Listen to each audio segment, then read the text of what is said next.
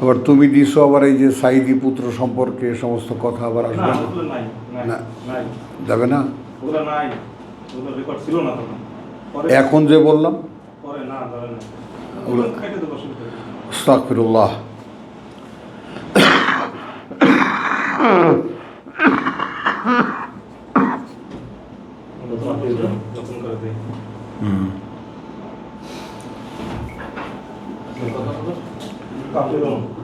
আস্তাগফিরুল্লাহ আস্তাগফিরুল্লাহ রাব্বি মিন কুল্লি যামবিন ওয়া আতুবু ইলাইহি লা হাওলা ওয়ালা কুওয়াতা ইল্লা বিল্লাহিল আলিয়্যিল আযীম। রব্বি আউযু বিকা মিন হামাযাতিশ শায়াতিন ওয়া আউযু বিকা রব্বি আন ইয়াহযুরুন। রব্বি আউযু বিকা মিন হামাযাতিন নাফসি রব্বি আউযু বিকা মিন ওয়াসওয়াসিন নাফসি। বিসমিল্লাহির রহমানির রহিম। আমাদের আজকের শুক্রবারের ভাই মাহাদির যেই ধরনের পাঠ আমপাড়ার আমরা করি বা শেষ পাড়ার আমরা করি, সেই বিষয়টার একটু প্রত্যেকটা জায়গায় একটু ভূমিকা একটু বিস্তারিত করার চেষ্টা করি এইভাবে যে এই সূরাসমূহ যেটা আমরা শেষ পাড়ায় সন্নিবদ্ধ দেখি, এই সূরাসমূহই মক্কি জীবনে আমরা যেমন কোরআনের মক্কি এবং মাদানী এটা অনেকেই মানে ব্যাপারটাকে গ্রাহ্যে নেন না, কিন্তু যেখানে একটি প্রতিষ্ঠিত ধর্ম কাবা কেন্দ্রিক একটি প্রতিষ্ঠিত ধর্ম আছে, সেখানকার মানুষ আল্লাহে বিশ্বাসী, ইব্রাহিম আলাইহিস সালামে বিশ্বাসী, কিন্তু আল্লাহর বার্তায় বিশ্বাসী না। যে বিষয়টা কোরআনে আল্লাহ রাব্বুল আলামিন প্রতিষ্ঠিত করার চেষ্টা করেছেন, আমাদেরকে জানাবার চেষ্টা করেছেন, বোঝাবার চেষ্টা করেছেন, সেই ব্যাপারটা যেন যথাযথভাবে কোরআনের পাঠক হয়ে আমরাও বুঝতে চেষ্টা করি।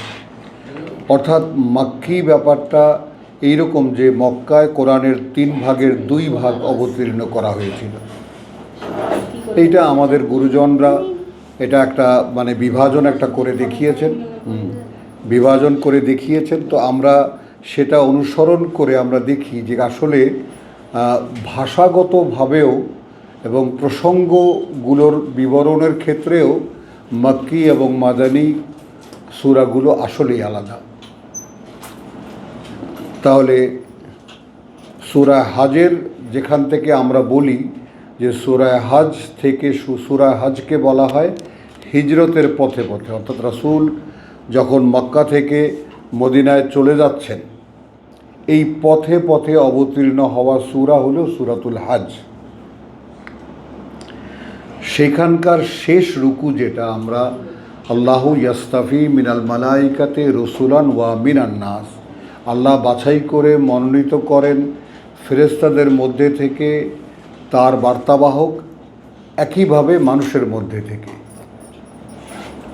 তাই না? আমরা সূরা জিনকে উল্লেখ করে দেখিয়েছি যে আকাশ একেবারে সুরক্ষিত, কোনো শয়তান সে আকাশে গিয়ে যারা এই কোরআনের আগে সেখানে গিয়ে কথাবার্তা শুনতে পেত ফেরেশতাদের গমনাগমনে, যে কী বার্তা নিয়ে পৃথিবীর জন্য আসছে, তাই না?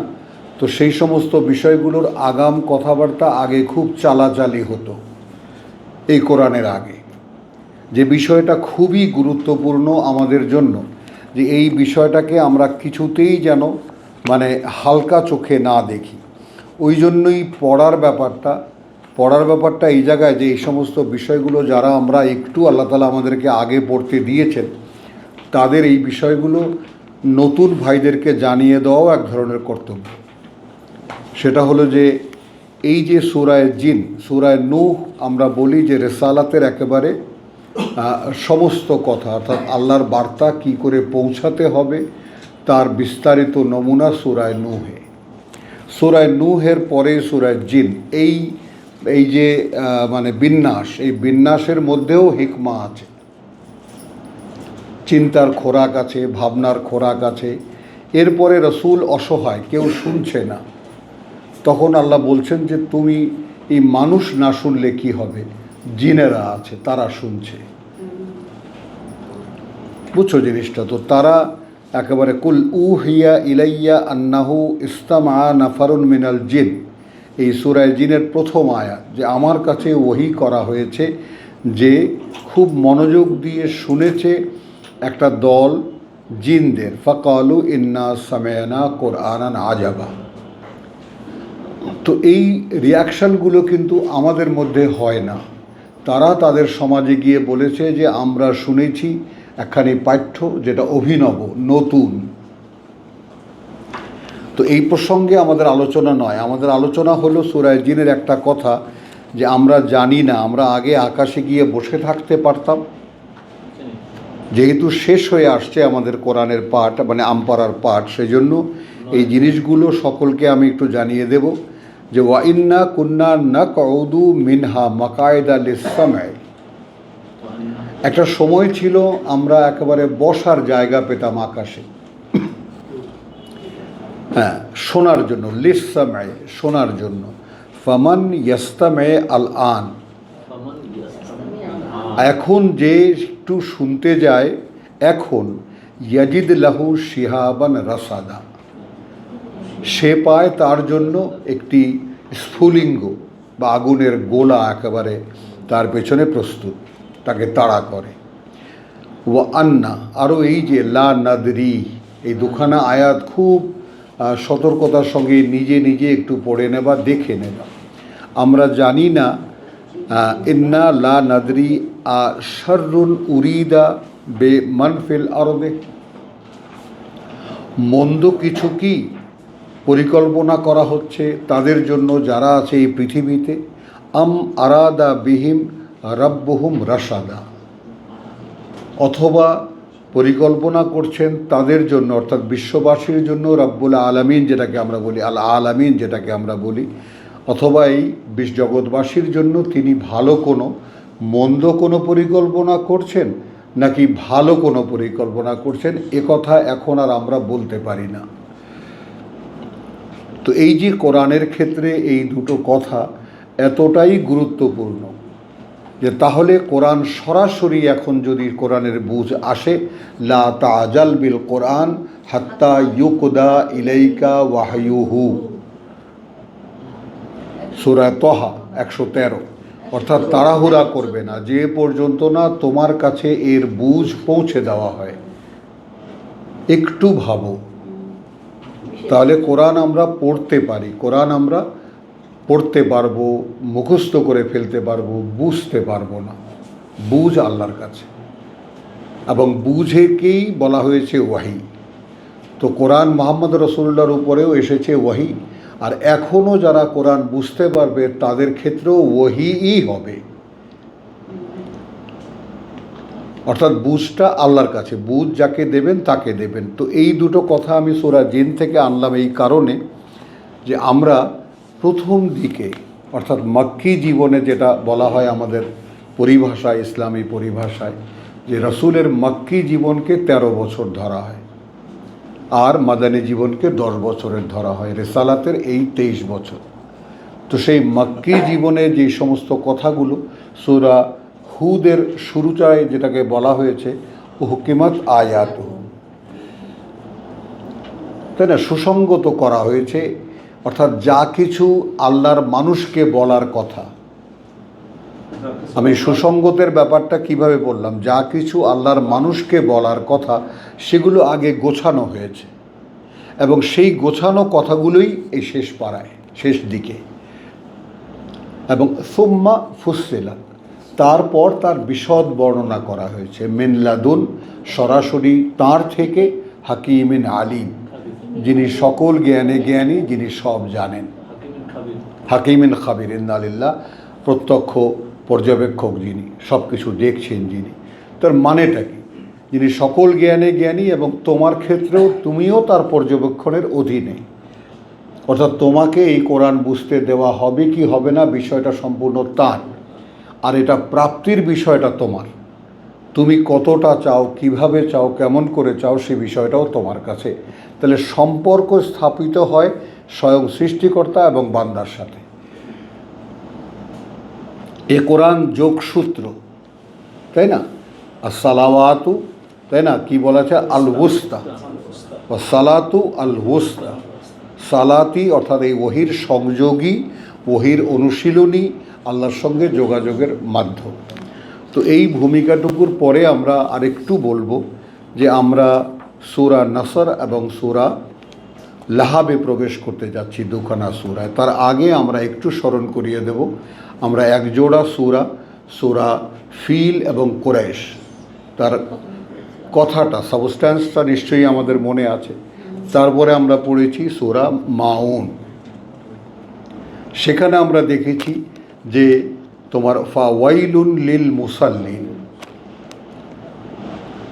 তো মক্কায় তো সালাত ছিল, কাবা কেন্দ্রিক সালাত ছিল, কিন্তু সেই সালাতে কি বলছে? ধ্বংস অনিবার্য সেই সালাত আদায়কারীদের, তাই না? আমরা এখন যে শব্দের যে চর্চা করি আমরা সপ্তাহে 3 দিন, সে চর্চায় আমরা দেখাবার চেষ্টা করছি যে কোরআনের কোনো একটি শব্দ নিয়ে এক মানেতে দাঁড়িয়ে থাকা যাবে না। কথাটা বোঝা গেল? তাহলে সালাত মক্কার লোকদেরও ছিল, তাদের সালাত, এবং সেটাও আল্লাহ তাআলা খুলে দিয়েছেন। তাদের সালাত ছিল উলুধ্বনি আর ঢাকের বাদ্য, যেটা এখন এই পুজোয় হয় হিন্দুদের, আদিদের, একেবারে বাস্তব যেটা এখনও হয়, এটাই ছিল মক্কার সালাত। এবং একটু লক্ষ্য করে যদি দেখো যে দুর্গা উৎসব আসছে, এবং আমি অনুরোধ করব আমাদের ভাইদেরকে প্রত্যেককে, যদি পারো সম্ভব হয় দুর্গা উৎসবের একদম আগা মাথা সবটা একটু খেয়াল করে দেখবা কি কি হয় এতে। কথাটা বুঝছো? এই যে দুর্গা মায়ের আগমন, বোধন ইত্যাদি এই সমস্ত ব্যাপারগুলো যদি একটু লক্ষ্য করতে পারো তাহলে বুঝতে পারবা এগুলো হাসির কথা নয়। আমাদেরকে কোরআন অনুধাবনের জন্য এর বিপরীত চিত্রটা কি জগতে চলে সেটা আমাদের জানা দরকার, দেখা দরকার, বোঝা দরকার। আমরা হেসে উড়িয়ে দিই, না এটা নয়। কথাটা বুঝছো তো? জিনিসটা হলো যে ঢাকের বাদ্য, যাক দেখবা দেবীর সামনে ঢাকের বাদ্য, ধূপ জ্বালানো, কথাটা বুঝছো, আর উলুধ্বনি, এই ছিল নামাজ মক্কার লোকদের। এখন সমস্যা হলো কাবা ঘর ইব্রাহিম আলাইহিস সালামকে দিয়ে আল্লাহ পুনরায় নির্মাণ করিয়েছিলেন, যেটা আল্লাহ আদমকে দিয়ে নির্মাণ করিয়েছিলেন। ঘরের কনসেপশন, ঘর কি হবে? 4টি দেয়াল, তার উপরে একটা ছাদ, এই যে ব্যাপারটা, বা তার উপরে কিছু একটা দিয়ে চালা, যেমন খেজুরের আগে ডগা দিয়ে ওটার চালা দেওয়া হতো। তো ঘর কি হবে মানুষের বসবাসের জন্য, তারই কনসেপশন এই কাবা। এবং সেটা সূরা আল ইমরানে আমরা দেখেছি যে ইন্না আউওয়ালা বাইতিন উদিয়া লিন-নাস, বাইত বলা হয়েছে, মসজিদ বলা হয়নি। কিন্তু প্রথম যে ঘর, বাইতুল্লাহ বলে, প্রথম যে ঘর উদিয়া লিন-নাস, বানানো হয়েছে মানুষের জন্য, লাল্লাযী, সেটা তো তাই, সেটাই যেটা মক্কায়, বেবাক্কা। বোঝা গেল কথাটা? তো এই বিষয়গুলো আমাদের, এই ছোট ছোট ব্যাপারগুলো মনে রাখতে হবে, এবং মনে রাখলেই আল্লাহ তাআলা মনে রাখতে দেবেন, মনে রাখতে চেষ্টা করলে মনে রাখতে দেবেন। এবং সারাদিন এই ধ্যানে থাকতে হবে, চর্চায় থাকতে হবে, তাহলে গিয়ে আসলে ব্যাপারগুলো বোঝা যাবে। তো আমি সেখানে কি বলেছি সূরা মাউন এবং সূরা তোমার যাকে বলে যে কাউসার, এই দুখানা সূরাকে একটা জোড়া করে আমি বলেছি যে ইন্না আতাইনাকা আল কাউসার। ওখানে ফাওয়াইলুল লিল মুসাল্লিন আল্লাযীনা হুম আন সলাতিহিম সাহুন, সালাতের যে আসল বাস্তবতা তা থেকে তারা রীতিমতো উদাসীন। এরা আছে আল্লাযী ইউকাযযিবু বিদ্দীন, এরা বিনিময়ের কোনো কথা বিশ্বাস করে না, মিথ্যা মনে করে। মক্কার লোকদের কথা ওখানে পরিষ্কার বলে দেওয়া হয়েছে, তুমি কি তাদেরকে দেখেছো? তো এরপরে আমরা সেখানে দেখেছি যে একদল মানুষ যারা বিশ্বাস করে না পরকাল, তাদের জীবন আচরণ দেখেছি, তাদের আল্লাহর ইবাদত দেখেছি সূরা মাউনে। এরপরে রাসূলকে বলা হচ্ছে ইন্না আতাইনাকা আল কাউসার, এখন আমরা তোমাকে দিয়েছি বা দিচ্ছি তোমাকে একখানা ফোয়ারা, অফুরন্ত উৎসের ফোয়ারা, ফাসল্লি লিরাব্বিকা ওয়ানহার। এখানে সল্লে এখন যদি তর্জমা করি তাহলে নামাজ পড়ো আর কোরবানি করো, এইটার কোনো মানেই হয় না, কোনোভাবে লাগানোই যায় না এটা এখানে। এখন তুমি এর অনুশীলন করো। আমরা যে কাউসার দিয়েছি তার সাথে সংযোগ স্থাপন করো, সংযোগ অনুশীলন করো। কার জন্য? তোমার প্রতিপালকের জন্য। এই ব্যাপারটাও আমাদের মনে রাখতে হবে। হোয়াট এভার উই ডু, যাই আমরা করতে চাই কোরআনকে নিয়ে, করা হবে আল্লাহর জন্য। লক্ষ্য করো, দিন ইল্লাহ, আমাদের ধর্ম না, দিন আল্লাহর। তো সবই তো গুবলেট হয়ে আছে আমাদের। এই ইসলামওয়ালারা সব কিছুকে শেষ করে দিয়েছেন, কোরআনের সম্পূর্ণ বোধও একেবারে শেষ করে দিয়েছেন। তো সেই ক্ষেত্রে আমরা যেন ব্যাপারটা বুঝতে চেষ্টা করি, হ্যাঁ, যে ইন্না আতাইনাকা আল কাউসার ফাসল্লে লে রাব্বিকা ওয়ানহার। তো এটা হলো কাকে বলা? যিনি বার্তাবাহক। এরপর বার্তাবাহককে জানিয়ে দেওয়া হচ্ছে ইন্না শানিয়াকা, এটা নিশ্চিত যে তোমার বিরোধী যারা, হুয়া আল আবতার, এরা হলো শেকড় কাটা। এই শেকড় কাটার ব্যাপারে আমরা সূরা ইব্রাহিমে গেলে আমরা দেখব শাজারাতিন তয়্যিবাতিন কালিমাতিন তয়্যিবাতিন কা শাজারাতিন তয়্যিবাতিন আসলুহা সাবিতুন, আসলুহা সাবিতুন, একদম মাটির গভীরে প্রথিত, আর ফরউহা ফিস সামা, এবং তার শাখা প্রশাখা একদম আকাশে। তো এই যে সম্পর্ক, সেটা হলো কালিমাতুন তয়্যিবাতুনের। আর কালিমাতুন খাবিসাতুন, আর নিকৃষ্ট কথা যেগুলো, এই যে তুসাত মিন ফাওকিল আরদ, এই যে তুসাত মিন ফাওকিল আরদ, সেটা ওঠে মাটির উপরি ভাগ থেকে। তার মানে আল্লাহর কথার প্রতিষ্ঠা হলো সেই রকম, তাই না? তো এখানে তোমার কথাটা একটু দেখো খেয়াল করে, যে ইউসাব্বিতুল্লাহ আল্লাযীনা আমানু বিল কওলিস সাবিত ফিল হায়াতিদ দুনিয়া ওয়া ফিল আখিরা। প্রতিষ্ঠিত করেন, প্রতিষ্ঠা দেন আল্লাহ যারা বিশ্বাস এনেছে বিল কওলিস সাবিত, এই একেবারে অবিচল কথা দিয়ে, এই পৃথিবীর জীবনেও এবং পরকালেও। লক্ষ্য করার বিষয়, ওয়ায়ুদিল্লু আল্লাহ আয-যালিমিন, আর যারা সর্বনাশ করে নিজেদের, তাদেরকে ভ্রষ্ট করে দেন। ওয়াইয়াফআলু মা ইয়াশা, এবং আল্লাহ করেন তাই যা তিনি করতে ইচ্ছা করেন। তাহলে এই যে কালিমাতুন খাবিসাতুন, এইটা হলো ধর্মকথা, মানুষের বানানো যত কথা। আর কালিমাতুন তয়্যিবাতুন, আল্লাহর কথা। আর আমরা সূরা হাজেরই দেখেছি 54 আয়াতে, যে লেইয়া আলামা, তাহলে আন্নাহু আল হক মির রাব্বিকা, যাদেরকে উতুল ইলম, যাদেরকে জ্ঞান দেওয়া হয়েছে, তারা যেন জানতে পারে যে প্রকৃত বাস্তবতা বা সত্য সেটাই যেটা আল্লাহ বলেছে। তো সেখানেও কালিমাতুন খাবিসাতুন, সূরা হাজের তোমরা 52, 53, 54 পড়ে দেখতে পাবা যে কালিমাতুন খাবিসাতুন কালিমাতুন তয়্যিবাতুনের পরিষ্কার।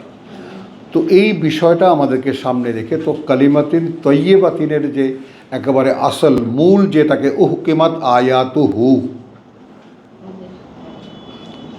তো আমরা যেমন রাসূলকে বলা কথা ইন্না আতাইনাকা আল কাউসার, আমরা তোমাকে অফুরন্ত এক ফোয়ারা দিয়েছি, খালি উঠবেই এখান থেকে। বাস্তব নমুনা রেখেছেন জমজমের কুয়া, কিয়ামত পর্যন্ত পানি টানতে থাকো, পানি আসবে, উপচে পড়বে না। লক্ষ্য করার মতো বিষয় হলো এটা। কোনো জলের ধারা, সেটা তুমি যদি কেউ নিয়ে নেয় বা অন্য জায়গায় প্রবাহিত করে যদি কেউ নিয়ে নেয়, তাহলে সেটা না নিলে সেটা তো বাড়তি পড়তে থাকবে যদি ধারা হয়। কিন্তু এ কোন ধারা? জলের ধারা বটে, ফল্গু ধারা বটে, আসে মাটির ভেতর থেকে, কিন্তু এ কোন ধারা যে তুমি নেবা তো থাকবে, নেবা না ওখানে দাঁড়িয়ে থাকবে। ঠিক কোরআনের বাস্তবতা একটু লক্ষ্য করো। তুমি পড়বা, আছে, তুমি পড়বা না, ফেলে রাখবা, উপরে থাকবে, তোমায় কিছুই দেবে না, তোমায় কিছুই দেবে না। আর কি কাউসার কীরকম, যত তুমি সন্ধান করবা, যত খুঁজবা, অত পাবা। এই বিষয়গুলো আমাদের ভাইদেরকে আমি এই যে সংক্ষেপে একটু গুছিয়ে দিলাম, এইভাবে শুনে শুনে যেন একটা মোটামুটি একটা প্রস্তুতি, মানসিক একটা প্রস্তুতি থাকে। তো সূরা মাউন, সূরা কাউসার এবং এই শেষ কথাটা সূরা কাউসারের, ইন্না শানিয়াকা হুয়াল আবতার, তোমার বিরোধী যারাই এরাই শেকড় কাটা, এদের কোনো মূল নেই, এরা উপরে লাফালাফি করে, এদের আর কিছু নেই। আর তুমি কি ফসল্লে লে রব্বিকা ওয়ানহার, নাহারের পার্থক্যটাও বলে দিয়েছি। নাহার যেটা কোরবানি, যে অর্থে, সেটা হলো নুন গোল হা রা, আর নাহার নুন হা রা, এটা হলো একদম বুক চিতিয়ে দাঁড়ানো, নির্ভীকভাবে দাঁড়ানো। এখন একটু খেয়াল করো, স্বয়ং রব্বুল আলামিন, স্বয়ং সৃষ্টিকর্তা প্রতিপালক, স্বয়ং সকল শক্তির অধিকারী যিনি, তিনি যদি কারো পেছনে থাকেন, তাহলে তার দাঁড়াতে অসুবিধা কোথায়? এখন আমরা সেটা মনে করি না, আমরা সেটা ভাবতে পারি না, বুঝতে পারি না যে আল্লাহ আমার সঙ্গে আছে, যেহেতু আমাদের অনুশীলনী নেই, যেহেতু আমাদের এটা প্র্যাকটিসে নেই। তো এইটুকু বললাম। এরপরে আমরা সূরা কাফিরুনে যাব। মানে কাফিরুনে যে ঘোষণা দিচ্ছে একটা মানুষ, পুরো মক্কি সমাজের নেতৃস্থানীয় কুরাইশ সিন্ডিকেটকে বলছে, ইয়া আইয়ুহাল কাফিরুন। দেখো এই যে ধারাবাহিকতা, সূরা থেকে সূরার এই বিষয়গুলোও যেন তোমরা লক্ষ্য করো, যে একটা গাঁথুনি একটা। তো ওখানে প্রসঙ্গ মাউনে কাউসারে যা দেখে এসেছি, এসে ঘোষণা পেলাম কুল, আল্লাহ তাআলার আদেশ, ইয়া আইয়ুহাল কাফিরুন, ওহে তারা যারা আমাকে প্রত্যাখ্যান করেছো। তর্জমাটা কিভাবে করলাম? যারা আমাকে প্রত্যাখ্যান করছো, আমাকে অস্বীকার করছো। লা আবুদু মা তা'বুদুন, আমি গোলামি করব না তাদের যাদের গোলামি তোমরা করো। একেবারে ক্যাটাগরিক্যালি, যেমন একেবারে ঘোষণা, দ্ব্যর্থহীন ঘোষণা। দেখো কিভাবে আসলো, ফসল্লে লিরাব্বিকা ওয়ানহার। তো এখন এম্পাওয়ার্ড, সরাসরি আল্লাহর পক্ষ থেকে যখন এই পাওয়ার দেওয়া হলো এবং পেয়েই ঘোষণা করলেন, বলো তুমি ইয়া আইয়ুহাল কাফিরুন লা আবুদু মা তা'বুদুন, আমি গোলামি করি না তাদের যাদের গোলামি তোমরা করো। ওয়ালা আনতুম আবিদুন মা আবুদ, ওয়ালা আনতুম আবিদুনা মা আবুদ, আর না তোমরা গোলামি করতে আসবে যার গোলামি আমি করি। মানে এখন তো ব্যাপারটা একদম মানে ইয়া হয়ে গেল, এপার ওপার হয়ে গেল, এপার ওপার হয়ে গেল না। আল্লাহ তাআলা বলে দিলেন, কুল ইয়া আইয়ুহাল কাফিরুন, বলে দাও, একেবারে ঘোষণা করে দাও, তোমার কোনো ভয় নেই। তো সেই যে যারা আমরা কোরআন পড়ি, সেই ভয়হীনতার ব্যাপারটা, শঙ্কাহীনতার ব্যাপারটা আমাদের ভিতরে আসে কি? এইটা দেখার, যে কোরআন থেকে আমি যে পড়ি, কোরআন আমি বুঝতে চেষ্টা করি, আল্লাহর সঙ্গে যুক্ত হওয়ার চেষ্টা করি, তাই না? এর ফলাফল আমার ব্যক্তি জীবনে কিভাবে আসে কি আদৌ কিছু? তো ইয়া আইয়ুহাল কাফিরুন আদেশ, বলো কুল ইয়া আইয়ুহাল। এখন যেটা খেয়াল করো, এটা খেয়াল করার বিষয় হলো এই যে আমরা চার কুল, আমরা ওই তাবলিগালারা বলে চার কুল। তো এই প্রথম কুলের ব্যাপারটা বলো, যত কুল কোরআনে আছে, এখন এই কুলগুলোর অনুশীলনী কি হবে, কে কাকে বলবে? এখানে তো আমরা দেখলাম মুহাম্মদ রাসূলুল্লাহকে আল্লাহ বলছেন, সেটা যখন পাঠ্য হয়ে আমাদের কাছে এলো, এখন এই কুল কে কাকে বলবে? আমি যখন তেলাওয়াত করতে যাব, তখন তো আমি কি ভাববো যে এই কুল তো মুহাম্মদকে বলেছেন? এখন আমি আমাকে বলবো,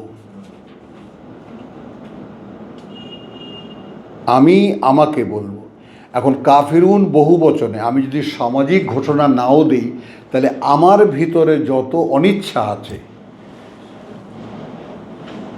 এবং সেগুলো কি শনাক্ত করতে পারো? আমার ভিতরে প্রচুর অবাধ্যতা আছে, আল্লাহর অগ্রাহ্যতা আছে, অমান্যতা আছে আমার চরিত্রের মধ্যে। আসো সেটাকে অনুশীলন করো। তো তোমাকে বলো, হে অস্বীকারীরা, অগ্রাহ্যকারীরা, তোমরা যার গোলামি করো, হে আমার দেহ, দেহের অঙ্গ প্রত্যঙ্গ, তাই না, দেহের যত অনুভূতি আছে, ইচ্ছা আছে, তোমরা যার গোলামি করো আমি তার গোলামি করি না। এটা আমার ব্যক্তিগত ক্ষেত্রেও আমি এটাকে ব্যবহার করতে পারি। আর না তোমরা গোলামি করবে তার যার গোলামি আমি করি।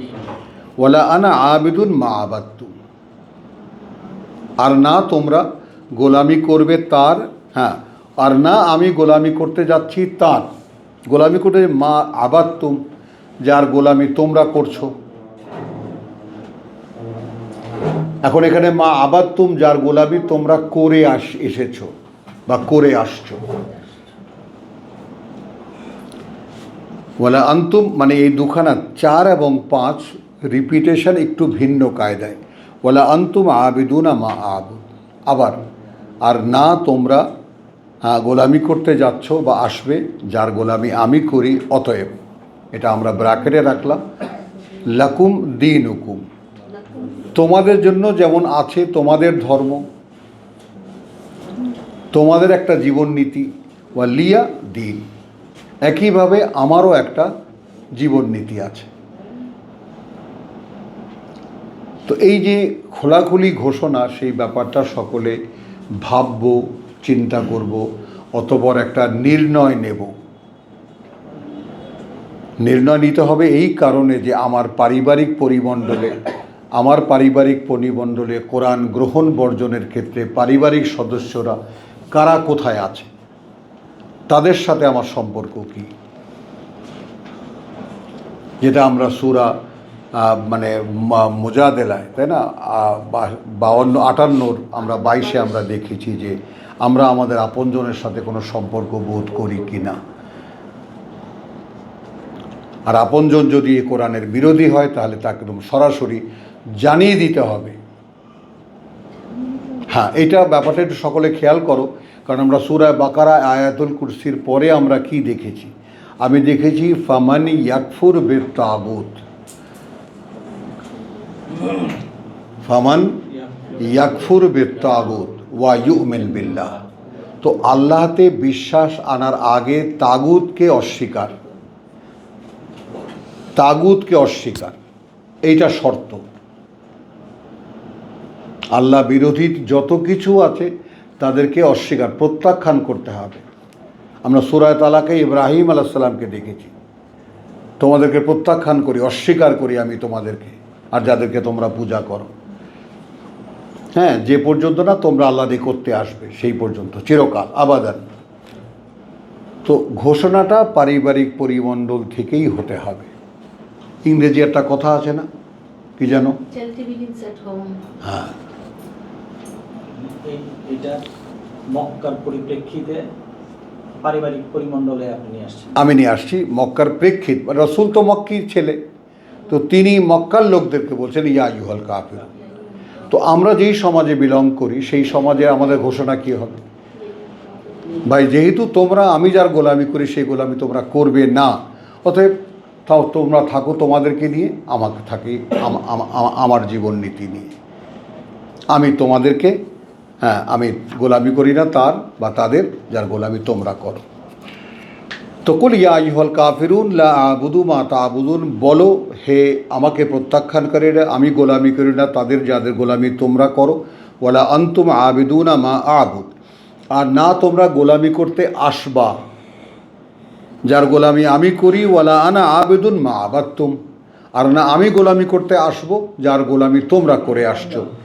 ওয়ালা আনতুম আবিদুনা মা আবুদ, আর না তোমরা, এরা দ্বিতীয়বার কিন্তু তৃতীয়বার হয়ে গেল, আর না তোমরা গোলামি করবে তার যার গোলামি আমি করি, অতএব লাকুম দীনুকুম ওয়ালিয়া দীন।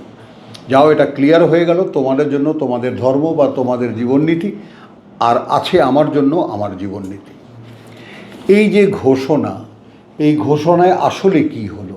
আসলে হলো এই যে আমাকে আমার কাছে চিহ্নিত করা হলো, আমাকে আমার কাছে চিহ্নিত করার। সূরা শোয়েবের কথাটা যেমন আমরা দেখেছি সূরা হুদে 87। তো এইভাবে আমরা সূরা কাফিরুনকে দেখলাম, এরপরে সূরা তোমার লাহাব, নাসর, ইন্না লিল্লাহ।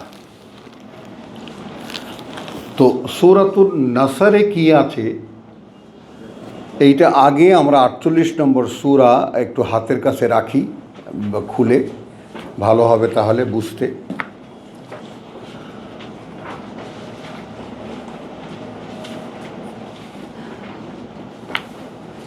আমাকে আমি চিহ্নিত করব। সূরা ফাতাহ, আমাকে আমি চিহ্নিত করি। কারণ আমাকে যখন উঠে আসতে হচ্ছে